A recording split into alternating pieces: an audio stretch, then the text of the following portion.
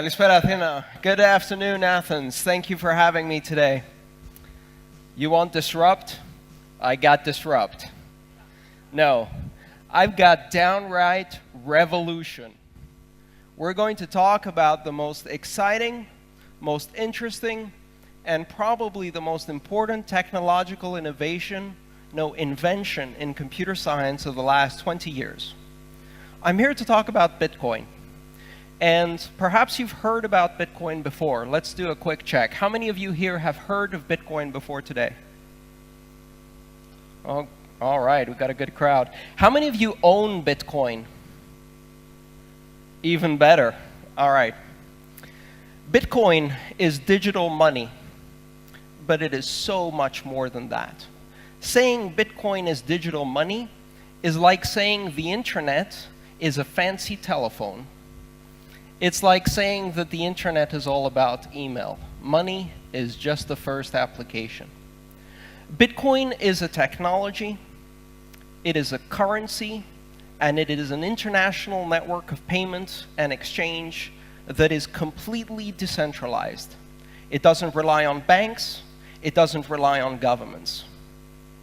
And we have never done this before in the history of humanity. This invention is truly revolutionary, and when we look back at these moments, we will see that this is a historic moment in the evolution of computer science, but also a social and political revolution in the making. So let's get started. Bitcoin is digital money. It's money just like euros or dollars, only it's not owned by a government. And you can send it from any point in the world to any other point in the world, instantaneously, securely, and for minimal or no fees at all. 2 days ago, we saw one of the largest transactions ever recorded on the Bitcoin network, where someone transferred $150 million between two Bitcoin accounts in 1 second for 0 fees. And just that allows you to grasp how disruptive this technology is going to be in terms of international payment systems. But this is just the beginning. Bitcoin is a digital currency that came into existence in 2008 as an invention by a person called Satoshi Nakamoto. And he published a paper where he posited that he had found a way to create a decentralized network that could achieve consensus, agreement, without any central controlling authority. Now, if you have studied computer science or distributed systems, this is known as the Byzantine general's problem. It was first posited in 1975, and until 2008, it was an unsolved problem. But we immediately understood the importance of solving this problem, and Satoshi Nakamoto said, I have solved it. And guess what happened next? Everybody laughed and ignored him and dismissed him. And he published this paper, and then 3 months later, he published software that allowed people to start building the Bitcoin network. Bitcoin is not a company. It's not an organization. It is a standard or a protocol just like TCP/IP or the internet. It's not owned by anyone. It operates by simple mathematical rules that everyone who participates in the network agrees on. And through this simple mechanism, and through the invention of Satoshi Nakamoto, Bitcoin is able to allow a completely decentralized network of computers to agree on what transactions have occurred on a network, essentially agreeing on who currently has the money. So if I send money from my account to somebody else's account in this peer-to-peer, completely decentralized network, it's just like sending an email. There's no one in the middle. It just goes from my computer, where the money is stored, to the recipient's computer with no intervention. And the entire network, every 10 minutes, agrees on what transactions have happened without any centralized authority, by a simple election that occurs electronically. This particular solution, this invention, is far more important than currency. Currency is just the first app. Just the first application that you can build on a distributed consensus system. Other applications include distributed fair voting, stock ownership, asset registration and notarization, and also many other applications we've never thought of before. I discovered Bitcoin for the first time in 2011, and since the internet, I have not felt this feeling of being completely overwhelmed by the possibilities that I saw. I was there at the dawn of the internet in 1991 when it was pre-commercial, and I could see that this was going to change the world, but couldn't tell everyone around me because no one believed me. And I have that exact same feeling about Bitcoin. Now, some of you may have heard of Bitcoin as a currency, as a system of money that is currently going wildly high in price one day and wildly low in price the other day. And what I'm here to tell you is to ignore the price, and to ignore Bitcoin the money, and understand Bitcoin the technology, the invention, and the network it creates. Because if we mess up the money, we'll just reboot another currency. The invention of Bitcoin, the technology that makes it possible, cannot be uninvented. And it creates the possibility for decentralized organization on a scale never before seen on this planet. And here's why it's important to me. Today in the world, approximately 1 billion people have access to banking, credit, and international finance capabilities, primarily the upper classes, the Western nations. 6.5 billion people on this planet have no connection to the world of money. They operate in cash-based societies with very little access to any international resources. They don't need banks. 2 billion of these people are already on the internet, and with a simple application download, they can immediately become participants in an international economy using an international currency that can be transmitted anywhere with no fees and no government controls, and they can connect to a world of international finance that is completely peer-to-peer. So Bitcoin is the money of the people. At its center, simple mathematical rules that everyone agrees on and no controls. The possibility of bringing 6.5 billion people into productive society by connecting them to the rest of the world is truly revolutionary. First, we're going to start affecting the payment processors, these enormous companies that make it more expensive to send money the poorer the destination country is. A situation that is exploitative and corrupt. And these organizations make enormous amounts of profits for a function that can be done in Bitcoin for free. So, as the adage of the internet once went, I just replaced your entire industry with 100 lines of Python code. And that's exactly what we're doing with Bitcoin. How can you use Bitcoin today? Simply speaking, Bitcoin can operate as a currency, and you can think of it as buying a foreign currency. You can connect to an exchange over the web, you can wire some of your euros, and then you can use those euros to buy Bitcoins at the current exchange rate. But that's not really the right way to do it, because we're entrepreneurs, right? We want to disrupt. So, the best way to do it is to find a product or service that you can offer that someone with Bitcoin wants to buy, and to start earning Bitcoin. If you think about starting up a business within an international environment, there are two primary barriers to becoming a global business. The first barrier is that it is difficult to transport products and services across borders. And with the internet, we solved that, because we can now create products and services that are virtual, that we can sell anywhere in the world. So we can deliver the product. But we still had one big problem. How do we get paid? Bitcoin solves that part. It now allows us to receive payments from anywhere in the world instantaneously. The Bitcoin network allows any individual to send an amount that is as small as 100 millionth of a Bitcoin, which in today's term is a very, very tiny amount of money. You can't do that with today's money and payment systems. Credit cards were made in the 1950s, and they were most certainly not made for an internet age. But Bitcoin is made for the internet age. So if you can suddenly send payments that are 1/100th of a euro or 1,000th of a euro, you can sell content. You can do microtransactions.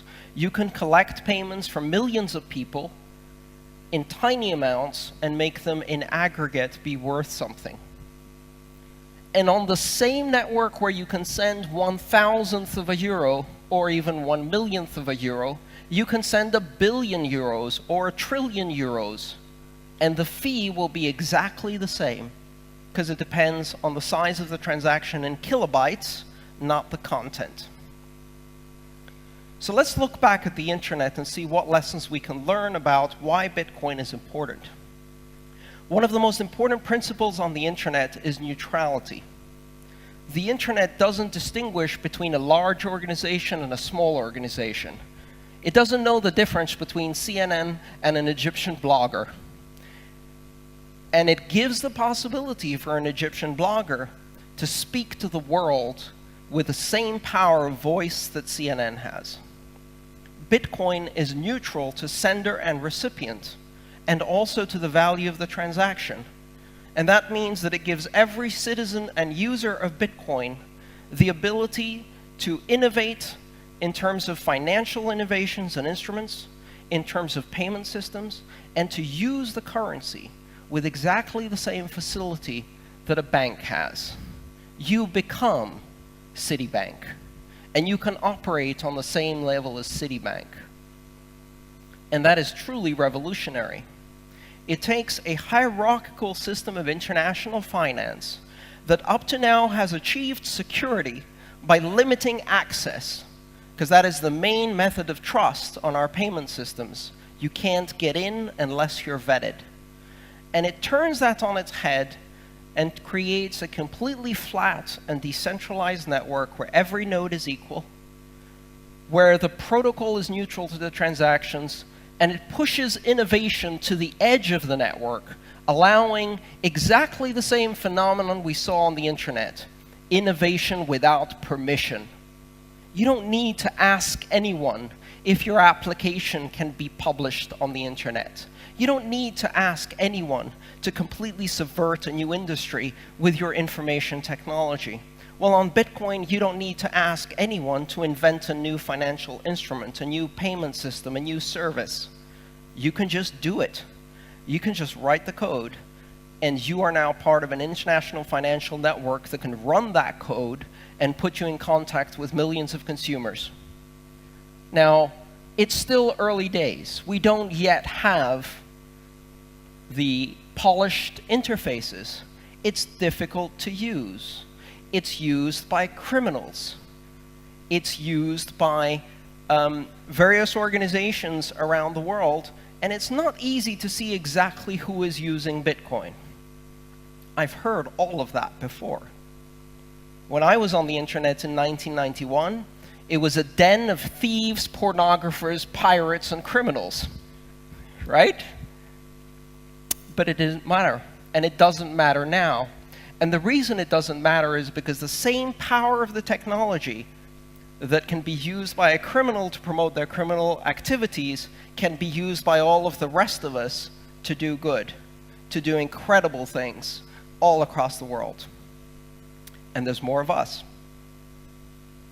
So Bitcoin creates this environment that is ripe for innovation because it's not a currency. It's a technology, a network, and a currency. And I can tell you today I'm very happy that Bitcoin's price is climbing very high, because I own some Bitcoins and it feels kind of nice. But I don't care about the price. If Bitcoin crashed tomorrow morning, the technology is still revolutionary. Just like if a website fails on the internet or an application fails on the internet doesn't go away. So if you understand that Bitcoin is a technology and not a currency, you can truly grasp the importance it has. But again, it's not about us. It is about the other 6.5 billion. It is about the ability to bring to the world a level of financial integration that the world has never seen before. And from our perspective, it's a great technology. We can do some disruptive innovation. We can build some interesting services. But if you're a Kenyan farmer who's trying to raise money in order to buy seed, and now you could do decentralized peer-to-peer lending and reach out to lenders all across the globe, this is not a technology, right? This is truly life-changing.